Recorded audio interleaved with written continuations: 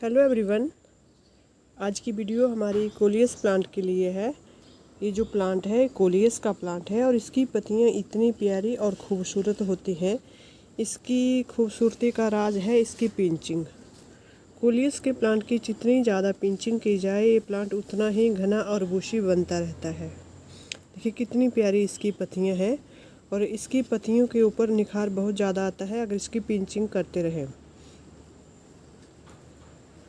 तो बात कर लेते हैं कि इस कोलियस के प्लांट को कैसे लगाएं। जब भी कोलियस का प्लांट लगाना हो तो इसकी हमने ऐसे ऊपर से जैसे ही इसकी पिंचिंग करते हैं 3 या 4 इंच की इसकी कटिंग लेनी है और इसको वेल ड्रेन मिट्टी में दबा देना है। वेल ड्रेन मिट्टी वो होती है जिसमें पानी नहीं रुकता है। जैसे 50% उसमें गार्डन सॉइल होती है, 30% उसमें कंपोस्ट होता है और 20% उसमें रेत होता है।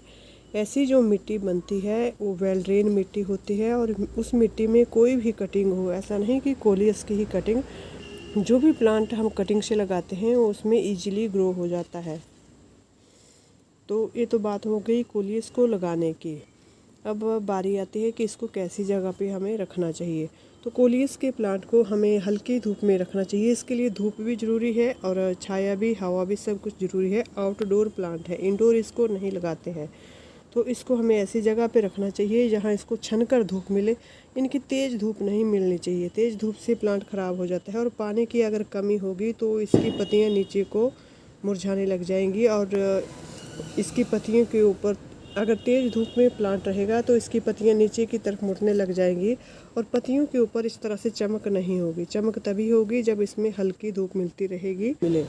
कोलियस के एक प्लांट से हम कई प्लांट तैयार कर सकते हैं। जैसे इसकी हम पिंचिंग करते हैं तो पिंचिंग करने के बाद हमने इस प्लांट को दूसरे गमले में भी लगा देना है।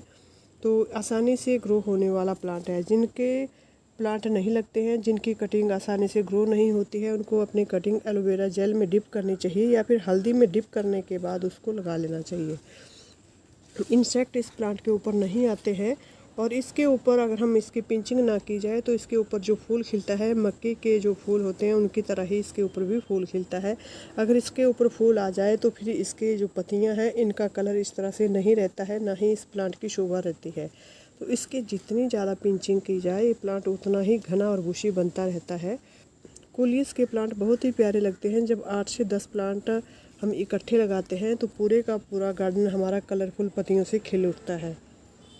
खुशबू इस प्लांट में नहीं होती। इस प्लांट को हम सिर्फ डेकोरेटिव प्लांट की वजह से ही लगाते हैं क्योंकि इसकी पत्तियों का कलर इतना खूबसूरत होता है। आगे बात कर लेते हैं इसमें फर्टिलाइज़र डालने की। तो जब भी इस प्लांट को लगाना हो तब इसमें हमें कंपोस्ट अच्छे से मिला लेना चाहिए और 3 महीने में एक बार इसमें वर्मी कंपोस्ट और महीने में एक बार इसमें चाहे फ्रेश चाय की पत्ती का 1 चम्मच डाल देना है या फिर कॉफ़ी पाउडर का जो चम्मच होता है वो डाल देना है। उससे इसकी पत्तियों का कलर निखर के आएगा। कोलियस का प्लांट एक लीफी प्लांट है और इसकी पत्तियों का कलर और भी कई रंगों में आता है। बहुत ही प्यारे लगते हैं कलरफुल लीफी प्लांट।